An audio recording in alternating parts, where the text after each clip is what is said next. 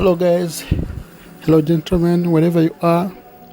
Okay, I just want to comment something about Senzo Meyiwa. Um, at this stage, this is a very important point in the Senzo Meyiwa case where the judge is making a ruling on the admission of confessions, statements, and pointing out allegedly made by the accused, by accused people, especially two accused people, accused number one and accused number two. This is very hectic, all right? And it's some people think maybe this will determine the future of the case, okay? And if the judge strikes off the confessions or the pointing out or the statements, it means that's the end of the case. So I want to say this is not true, okay? Because the state still has, okay, another part of the case which is called merits of the case, all right? So where there will be, the state and the defense will be fighting on the merits of the case. So even if the Judge Rata, okay, denies or rejects the admission of the confessions, this will not mean that the case is over. This is a ruling and it's not a final judgment. It's just a ruling on the part of the case where they're fighting on the admission of confessions. So, in a nutshell, this will just weaken the case on the part of the state, to weaken their case, all right? And maybe if you don't understand what is happening, what will happen is that if Judge Rata strikes off the admissions, it means some of the suspects, they quote me, some of the suspects will have higher chances of being acquitted, okay, in the final judgment.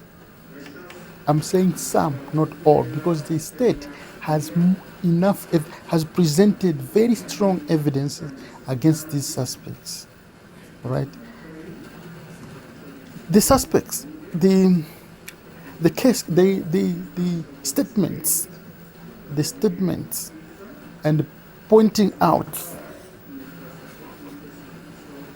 actually deal with the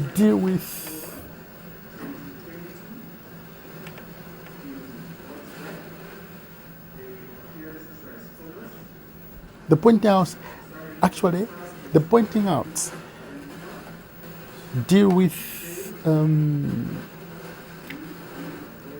the police, okay? They deal with the police, only the police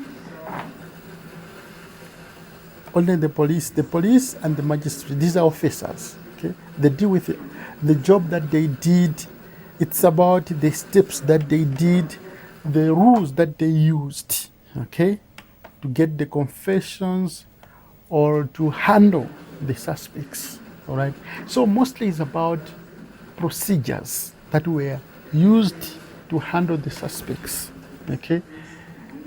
Like, for example, the arresting procedures and all that, okay? Those preliminary procedures that were used by the police and getting the statements, preliminary statements, and getting the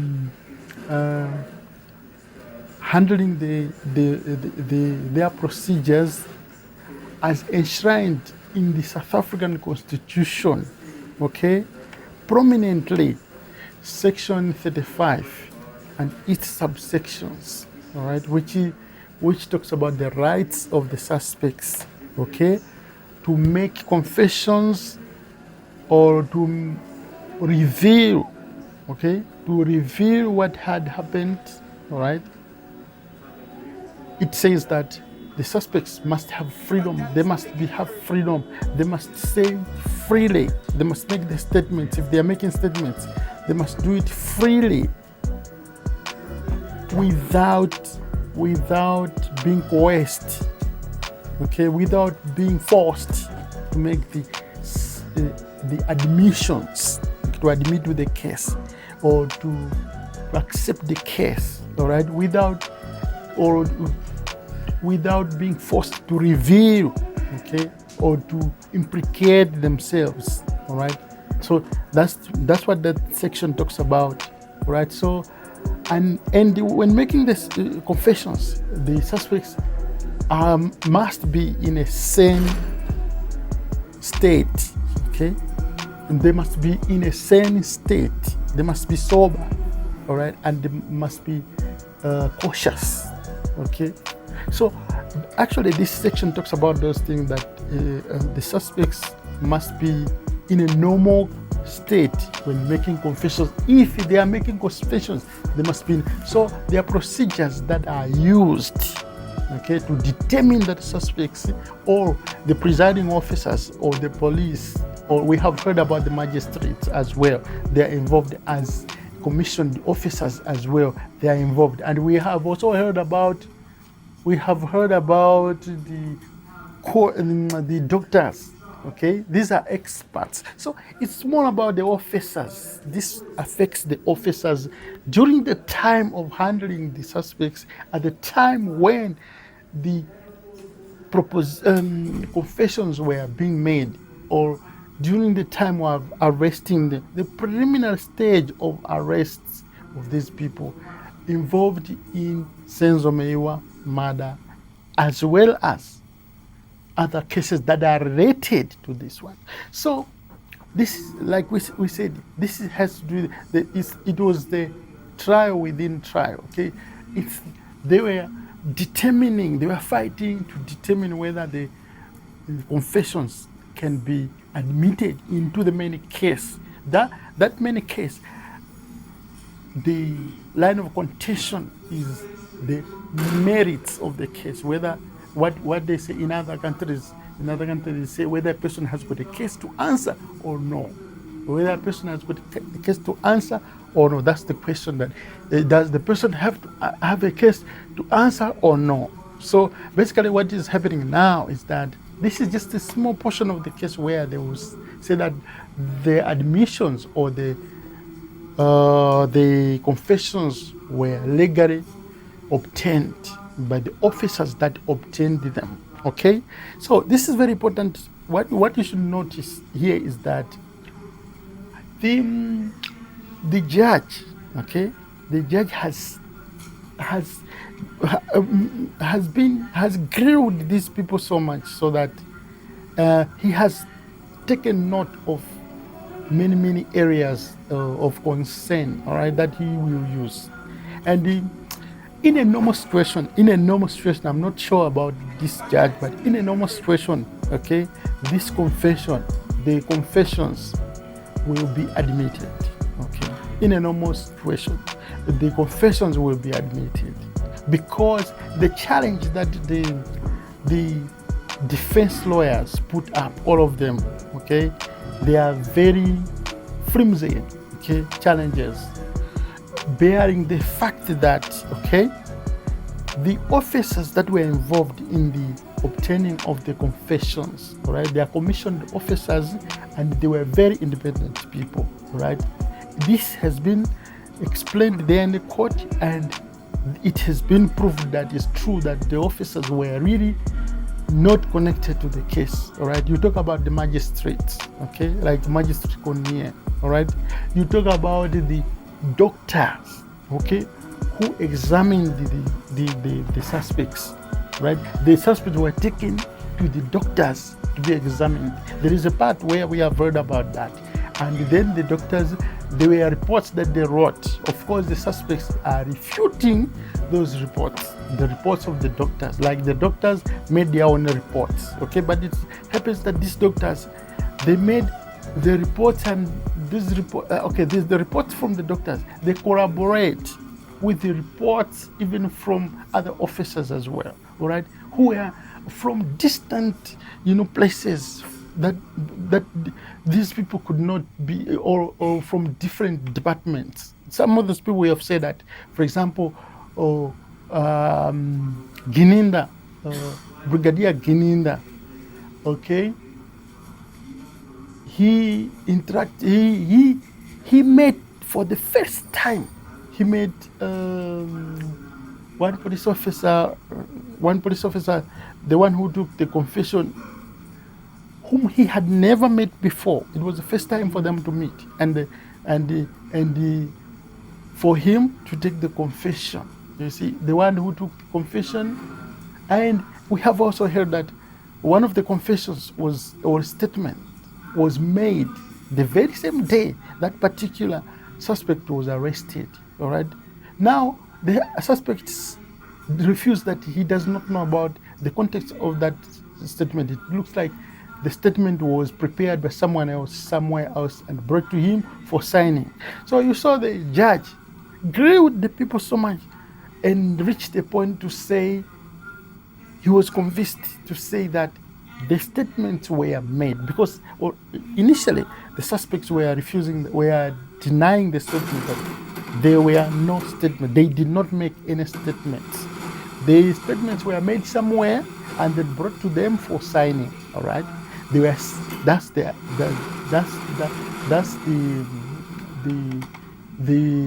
line of their argument, or originally. I think both of them, especially suspect number one, was saying that even suspect number two, he had said that he does not know, okay, the origin of the statement and some of the things that were there. But at a certain point, after being grilled, okay, he messed up himself he messed up the statement of his own, okay, statement, his own, he swallowed his own words when he agreed that the statements were made, but he was forced, okay, because he was being abused, he was being beaten, he was being harassed, so on and so forth. You see, here he cornered himself because he had qualified the point that he was forced to sign the statements, and that the statement that he signed was not translated in the local language, in his language, native language, Zulu. Okay, he could only accept that the statement was from him if it was in multiple languages. So that was very, very exciting and interesting, because that point, then the judge, you heard the way somewhere where the judge said, he said that, but the suspect, I had seen the suspect, especially suspect number one, speaking English, right? He said several times, he said this in the court, that, but it's on record that suspect number one spoke English in the case. He spoke English while presenting. He said that there was a day, he knows a certain police unit because he goes there to certify copies of his ID. When he makes copies of ID, he goes there to certify the copies. You see, and this is in English, but the suspect says that he does not speak English. So you see, the judge here picked up a point that maybe somewhere the suspect is telling a lie. There are so many points that the judge was trying to badge them, you see. And from my understanding, he's trying to test the facts that these suspects, they are not honest. Okay, they are not honest. You see, there are so many points. For example, he said that, okay, suspect number two said that when the police took him to Rustenburg at his home, okay, they stopped the car outside and the police went inside. And when they were coming out from there, they came with a bag of, ammunition. And they did not even open the ammunition. They just said, "What is this?" And they did not even show him the ammunition. Okay, so advocate, his lawyer, the defense lawyer for accused number two, that's Mr. Ramosipiri, okay, did use this, okay, and then he explained this, that, for example, presenting it as a point, a reason why the admission should not be accepted, all right?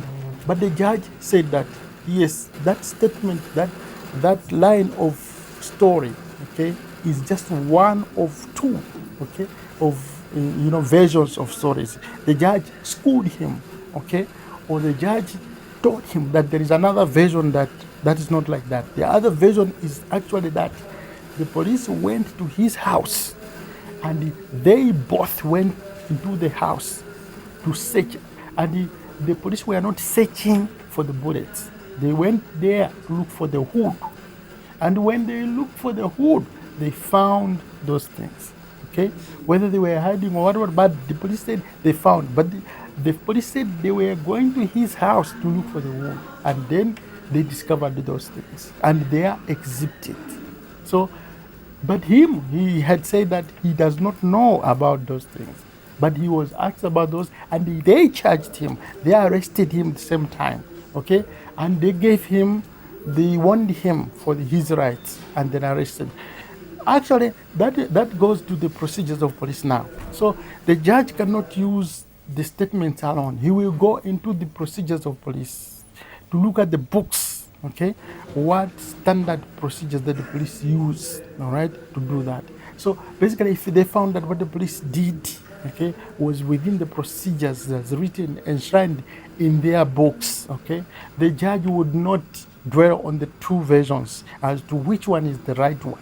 No, he will just use the procedures that the police, when they arrive at a place and they want to search, they will go together with the owner of that place. They will search together, you see.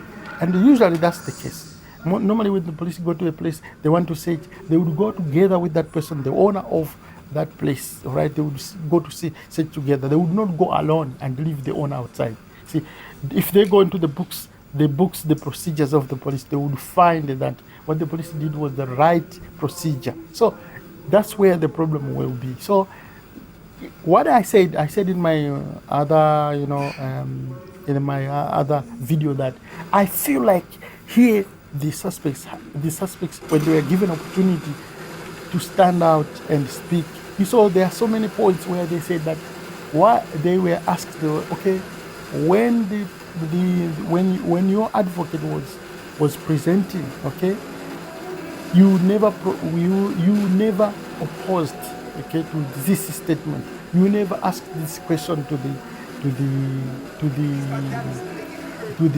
witnesses, okay, other witnesses. So the suspects were saying, no, we knew that our time would come and we will be able to present, which is not true, okay, because actually you cannot say like that in court, that we knew that our time would come and we will speak our case, all right? When this witness comes in the box and he's telling a lie, you have a chance during that time to interrogate that person, every aspect that is there, that is important for you to interrogate, to question, okay? If there is something wrong, then you will tell your lawyer is there, and so you tell your lawyer what should be asked, what should be done, because that's the real issue why you should have a lawyer to speak for you, but to speak your mind, not to speak his mind. So this is very, very interesting, and I think that in a normal situation, this is going to be very interesting because the judge is going to admit these confessions. That's the problem. But even if he does not admit the confessions, chances are that the case will continue, but this case will just be weakened. Thank you so much for just my comment, and in case that you listen to this comment and then you watch the case, it will be very interesting to understand how the South African law works. Thank you so much, guys.